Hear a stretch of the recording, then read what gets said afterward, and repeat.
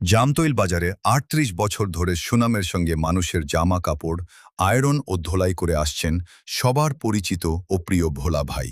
দীর্ঘ পথ চলায় তার পরিশ্রম, আন্তরিকতা আর পরিচ্ছন্ন কাজের কারণে গড়ে উঠেছে অসংখ্য গ্রাহকের আস্থা।